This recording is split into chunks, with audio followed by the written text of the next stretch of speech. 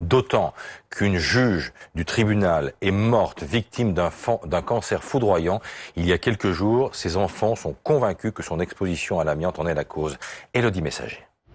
Pierre-Yves en est persuadé, c'est bien l'amiante qui a tué sa mère. Françoise Bienvenue, juge pendant 10 ans au tribunal de Créteil, a été victime d'un cancer foudroyant. Elle a connu un cancer de la plèvre qui est également appelé cancer de l'amiante. Donc il fallait comprendre d'où venait cette amiante et là, nous avons fait expertiser le domicile et le tribunal d'Évry où elle a travaillé ces dernières années. Les tests s'étant révélés négatifs, nous ont permis de conclure qu'il ne restait que le tribunal de Créteil comme véritable suspect numéro 1, que ma mère qui était si passionnée de rendre la justice et était victime de son travail qu'elle aimait tant. C'est révoltant. D'autant plus que jusqu'à présent, seule la salle d'archives et le wagon qui transportait des dossiers contaminés ont été désamiantés. Ce bâtiment est truffé d'amiante et il est très toxique. Dans les bureaux, vous avez les volets coupe-feu qui sont à proximité, les plaques sur les murs. Dans les salles d'audience, vous retrouvez aussi des fibres d'amiante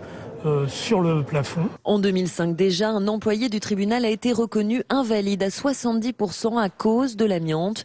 Ce gigantesque vaisseau en béton abrite-t-il un scandale sanitaire? C'est un risque qui est difficile à évaluer parce que c'est une exposition qui donne des cancers entre 15 et 45 ans après l'exposition. C'est-à-dire plus le temps passe, plus il y a de malades. Donc là, on est au début de l'apparition des cas de maladie. Face à ce danger, les syndicats réclament un examen médical de tous les employés du tribunal depuis sa construction dans les années 70. Le chantier de désamiantage devrait quant à lui démarrer à l'été 2019.